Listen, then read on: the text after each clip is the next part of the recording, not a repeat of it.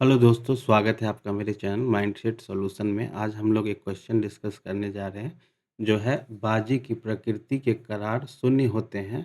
व्याख्या कीजिए। बाजी व सामान्य संविदा में अंतर बताएं। मतलब agreement by way of wager are void. Discuss the distinguish between a wages and ordinary contract. तो हम लोग इस क्वेश्चन को डिस्कस करेंगे। सबसे पहला पॉइंट है कि भारतीय अनुबंध अधिनियम 1872 की धारा 30 के तहत बाजी के करार यानी वेजिंग एग्रीमेंट्स को स्पष्ट किया गया है। अब पहला पॉइंट है, बाजी के करार का अर्थ क्या है, मतलब वेजरिंग एग्रीमेंट्स क्या होते हैं। तो बाजी के करार का सीधा मतलब है दाव लगाना या सट्टा लगाना। एक ऐसा समझौता है जिसमें दो पक्ष किसी अनिश्चित घटना जैसे मैच का परिणाम पर हार जीत का दाव लगाते हैं। इसमें एक पक्ष जीतता है और दूसरा हारता है। अब इसका ये रीज़न जानते हैं कि ये जो एग्रीमेंट है, बाजी का एग्रीमेंट, ये शून्य क्यों होते हैं, मतलब इसको मतलब वैधता क्यों नहीं मिलती। तो भारतीय कानून के अनुसार बाजी का करार मतलब शून्य, बाजी के करार शून्य यानी वॉइड होते हैं। इसका मतलब है कि यदि आप सट्टे में जीत जाते हैं तो आप हारने वाले पक्ष पर पैसा वसूलने के लिए अदालत में मुकदमा नहीं कर सकते हैं। कानूनन कानून ऐसी जीत के लिए कानूनी मान्यता नहीं देता है। उदाहरण में समझते हैं, जैसे ए और बी शर्त लगाते हैं कि अगर आज बारिश हुई तो ए बी को 500 रुपये देगा और अगर नहीं हुई तो बी ए को 500 रुपये देगा। और यह एक बाजी का करार है और इसे कानूनन शून्य ही माना जाएगा, क्योंकि इसमें जो जीतने वाला पक्ष है वो हारने वाले पे कोई दबाव नहीं बना सकता या कोई कानूनी एक्शन नहीं ले सकता है कि उसको वो पैसा यानी जीतने पे मिले। नेक्स्ट स्लाइड में देखते हैं कि दूसरा पॉइंट है हमारा कि बाजी व सामान्य संविदा यानी कॉन्ट्रैक्ट में अंतर। तो इसको मैंने ये स्लाइड्स में दिखाया है। तो एक साइड आपका अंतर का आधार है, दूसरा बीच में है बाजी का करार और नेक्स्ट है संविदा, सामान्य संविदा, ऑर्डिनरी कॉन्ट्रैक्ट।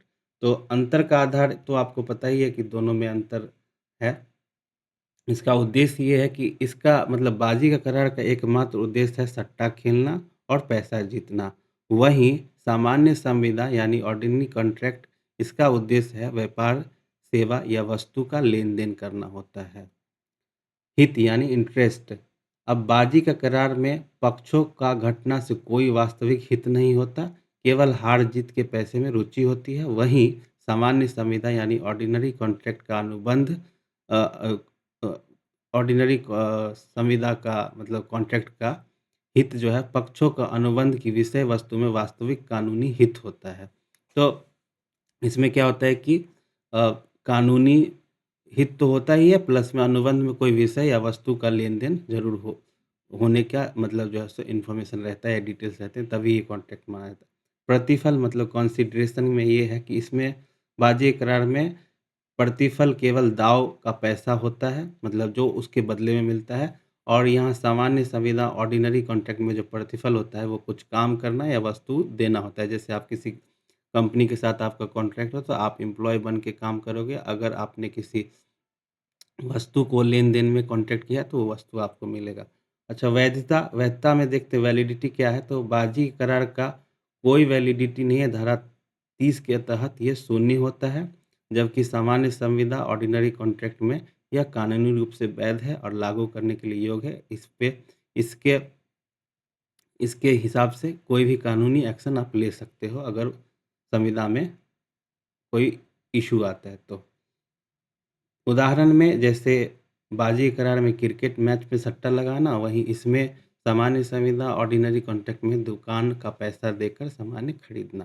तो यहाँ पे जाहिर सी बात है कि आपने दुकान से पैसा दिया और सामान खरीदा, तो ये कॉन्ट्रैक्ट में लेन देन हो गया, कॉन्ट्रैक्ट कंप्लीट है ये। अब आसान उदाहरण में समझते हैं कि बाजी का करार क्या है। तो एक एग्जाम्पल है कि राम और श्याम ने शर्त लगाई कि भारत वर्ल्ड कप जीतेगा या नहीं। जो हारेगा वो 1000 रुपये देगा। यहाँ दोनों का मैच से कोई लेना देना नहीं, वे सिर्फ हार जीत पर दाव लगा रहे हैं। यदि श्याम पैसे देने से मना कर दे तो राम कोर्ट नहीं जा सकता है, भारतीय कानून इसे संरक्षण नहीं देता है। तो ये बाजी का कानून था। अब सामान्य संविदा मतलब ऑर्डिनरी कॉन्ट्रैक्ट में देखते हैं कि राम ने एक बीमा कंपनी से अपनी कार का इंश्योरेंस कराया, यानी बीमा करवाया। यहाँ भी घटना अनिश्चित है, लेकिन एक्सीडेंट होगा कि नहीं होगा, लेकिन राम का अपनी कार से में बीमा योग्य हित यानी इंश्योरेबल इंटरेस्ट है, हित जुड़ा हुआ है, इसलिए बीमा अनुबंध वैध है, जबकि बाजी वाला करार शून्य होगा। अब इसका निष्कर्ष देखते हैं। निष्कर्ष में जो मैंने लिखा है वो ये है कि बाजी के करार में केवल किस्मत का खेल होता है और पक्षों का कोई वास्तविक हित नहीं होता है। इसलिए समाज और कानून के हित में इसे शून्य घोषित किया गया है। तो इस क्वेश्चन को हम लोग यहीं समाप्त करते हैं। आशा करता हूँ कि मैंने कंप्लीटली एक्सप्लेन कर दिया, आपको समझ में भी आ गया हो क्वेश्चन। तो चैनल को लाइक करें, सब्सक्राइब करें, शेयर करें और वीडियो को पूरा देखें। Thanks for watching mindset solution.